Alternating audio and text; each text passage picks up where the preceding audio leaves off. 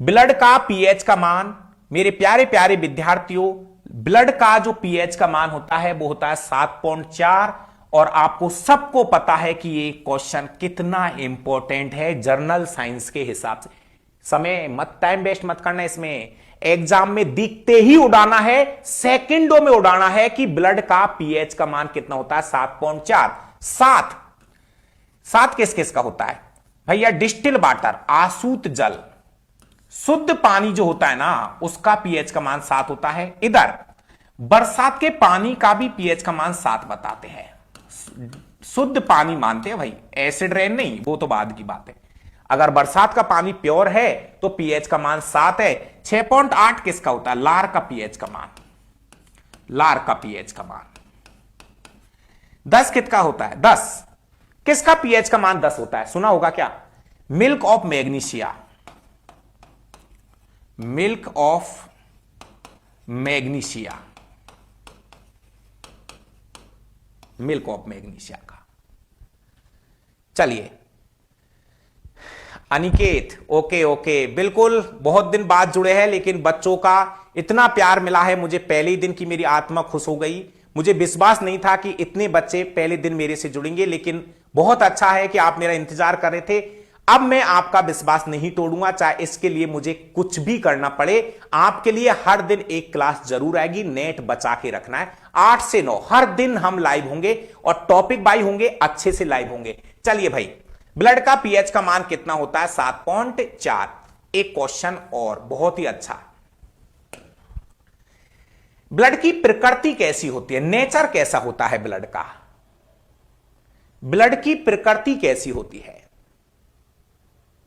मेरे प्यारे विद्यार्थियों, अगर ब्लड का पीएच का मान 7.4 है तो ऐसे में ब्लड की जो प्रकृति होती है ये पीएच रेंज होती है। और जब 7 से 14 की ओर हम जाते हैं तो हमारा ब्लड तो यहां है 7.4 पे। जैसे 7 से 14 की ओर हम जाते हैं तो क्षारकता बढ़ती है। तो ऐसे में ये जो 7.4 जो रेंज आएगी ये दुर्बल क्षारीय रेंज आती है, वीक वेसेस, दुर्बल क्षारीय। 7 से 14 की ओर हम जाएंगे तो क्षारकता बढ़ती है। 7 से 14 की ओर हम जाते हैं तो क्षारकता बढ़ती है, तो ब्लड का पीएच का मान है 7.4। ऐसे में ब्लड की जो प्रकृति होती है वो होती है दुर्बल क्षारीय। बिल्कुल, बहुत बढ़िया, शानदार। अगला क्वेश्चन, क्वेश्चन नंबर 9। भाई टाइम वेस्ट मत करिए प्लीज, कोशिश करें कि इस समय का भरपूर उपयोग किया जाए, भरपूर उपयोग किया जाए प्यारे प्यारे विद्यार्थियों। अब क्वेश्चन यह है कि ब्लड का सर्वाधिक भाग कौन बनाता है? अच्छा क्वेश्चन है, आया हुआ था पिछली ग्रुप डी के अंदर। ब्लड का सर्वाधिक भाग कौन बनाता है?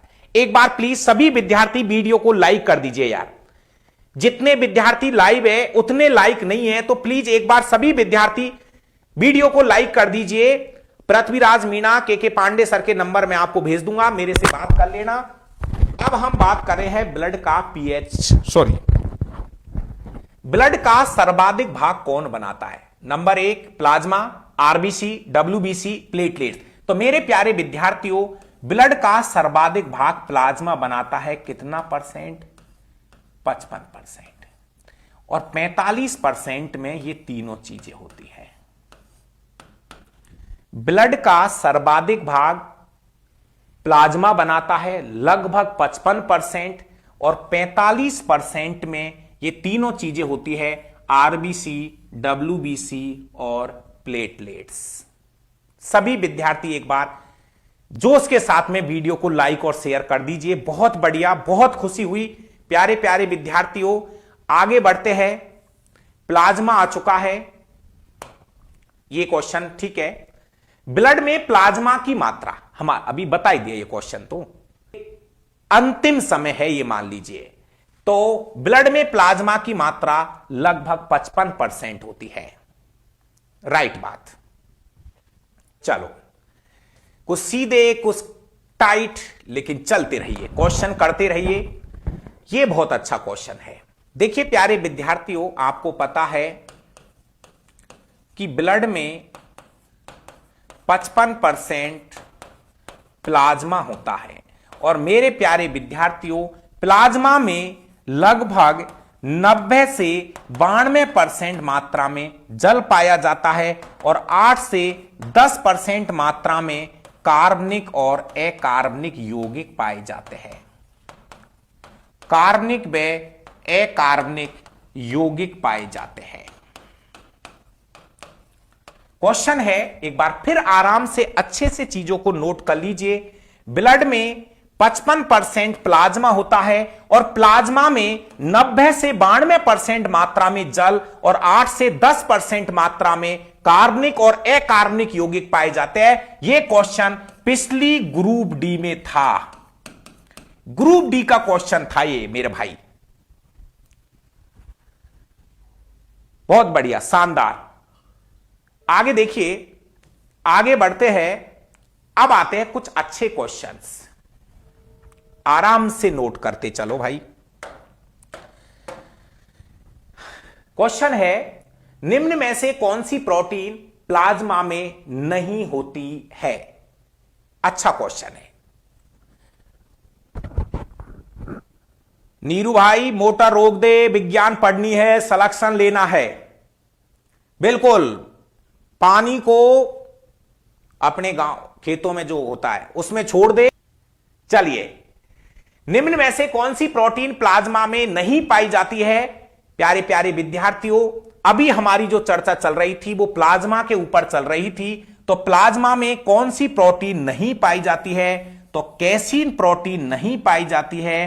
कैसीन प्रोटीन किसमें पाई जाती है? दूध। अब सुनो, मतलब प्लाज्मा में फाइब्रोनोजन प्रोटीन पाई जाती है, एल्बुमिन प्रोटीन पाई जाती है, ग्लोब्यूलिन प्रोटीन पाई जाती है। बहुत शानदार क्वेश्चन है, टॉप क्वालिटी का, कि प्लाज्मा में कौन कौन सी प्रोटीन पाई जाती है। ब्लड में क्या होता है? प्लाज्मा।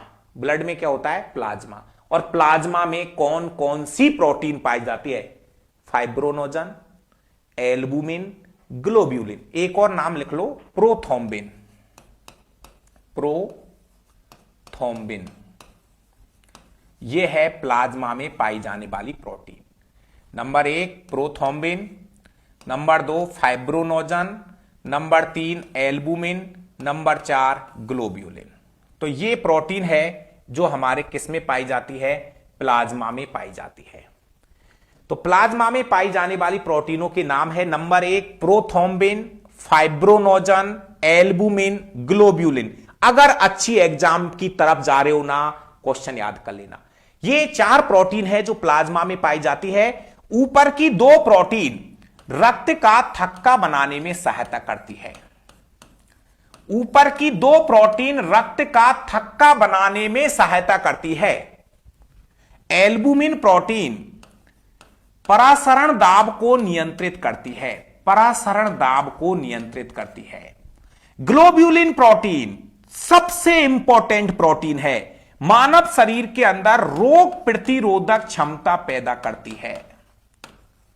मैं फिर कह रहा हूं, क्वेश्चन से ज्यादा मेरे शब्दों को सुनना है और शब्दों में इतनी पावर रहेंगी जो आपको कहीं ना कहीं ये शब्द काम में आने वाले हैं।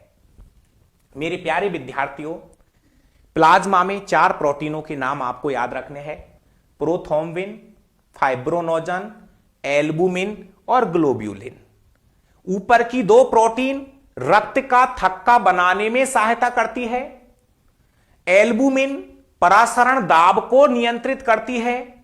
ग्लोब्यूलिन मानव शरीर के अंदर रोग प्रतिरोधक क्षमता पैदा करती है। रोग प्रतिरोधक क्षमता पैदा करती है। महेश, ओके, दिलराज जी,